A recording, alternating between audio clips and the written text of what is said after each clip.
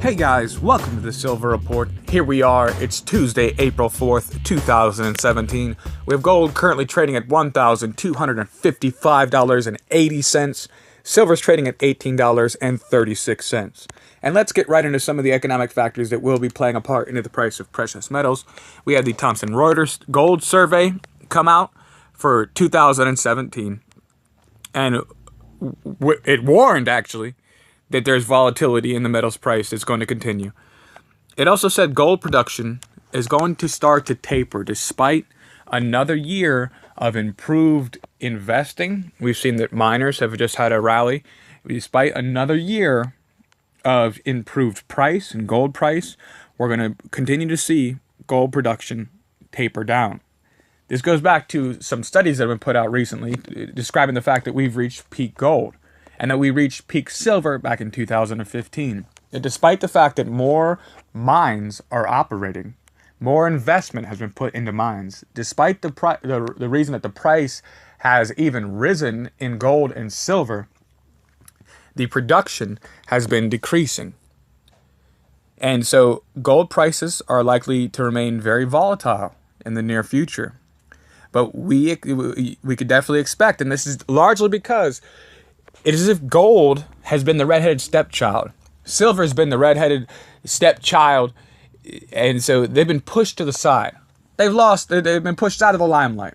One thing you'll notice that I'm sure a lot of you people who are invested into precious metals have seen is the fact of the mainstream headlines calling for gold as a buy, calling for silver as an outperformer of gold, and these advertisements on mainstream outlets, because it's becoming such a big story they can't even ignore it anymore.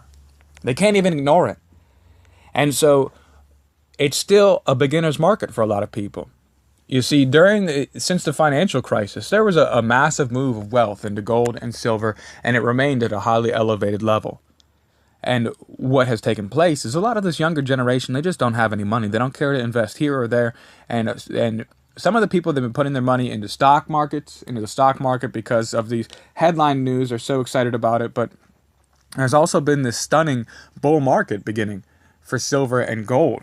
This fresh excitement. And a lot of people don't know where to begin. They don't know where to start.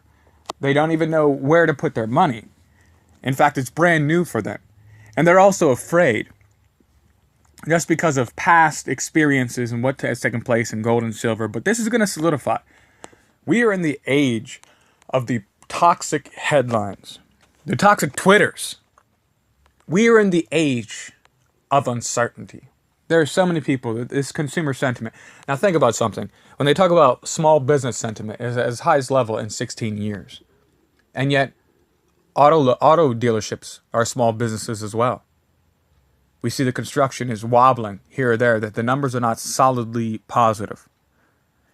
That we are seeing major retail closures and bankruptcies being filed by businesses all across the country. We see credit at an all-time high, and also raising interest rates, despite the fact that credit is at an all-time high. This is a very dangerous sign. And so this volatility is going to turn solid as both gold and silver continue to raise up. Assisting the price would be a stronger showing in demand from India. It would help to contain some of the price instabilities and the fact that these returning investors and new investors that are moving into the market, the long-term prognosis is that for further price gains, even against the headwind of the Federal Reserve raising rates, is still expected. Like I said, we're in the year of the toxic Twitter. Another thing that I alluded to in the last video is the fact that whenever stories come out that are benefiting anything, that are proving anything that Donald Trump has said or done, they're buried. They're buried. And we have a media constantly cycling nonsense stories that are not the facts. They're not reporting on facts that they find. And so what we're really facing is some major volatility, because we have approximately 25 to 30% of the population that completely believes in a whole nother world that's not even happening. And whatever those people tell them to do, in fact, you know, they have their money channel coming on CNBC CNN, they have their investment advice. And so these are a lot of the people that are putting their money in places where it should not be. And so as we are continuing to watch these bad readings come out, as we're watching the collapse of the auto sector, we're watching the collapse of retail in the United States, you're going to begin to see that a lot of these new investors that have taken their money out and put it into the stock market. Remember, there was a reason that their money was not in the stock market for so long. There's a reason that savings has been such an anomaly. There's a reason that so many factors that don't make sense in this market is all coming to a head. And they're already afraid. That's the reason people's money, that's the reason that individual investors' money, that's the reason that households' money was not in the market, because of fear. Because of fear. The day they came and they announced bankruptcy in their own Federal Reserve Bank and took the money. When they took people's 401ks, they took people's savings accounts, and worse than that, their parent bank, the Federal Reserve, went and slapped 0% interest rates, so that all of your money in savings was no longer gaining or paying out anything. That's right, and they sapped a whole generation of their retirement. So as we see these new investors coming out of the woods, beginning to put their money into the market, they're already afraid, they're already tentative, their money's already out and it's in play. And as we see the fear strike the markets again, because as we're already seeing, there's a shakiness, there's an uneasiness. When the Federal Reserve comes out and they're describing the fact that they don't see positive numbers in the economy, when they have different Federal Reserve heads having speeches where they don't see positive numbers in the economy, they don't see any particular rush to try to tighten monetary policy. So what they're saying is it's all a lie. But one thing we do see is we got to start relieving this balance sheet, which is the largest in history. And it's going to cause shudders throughout the markets.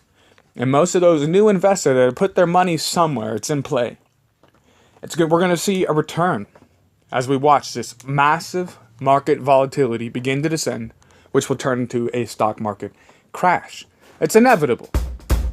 All right, thank you guys for joining me here on the Silver Report. If you like the content, be sure to subscribe, like the videos, share the videos, get the word out. I thank you guys so much for stopping by. As always, stay safe.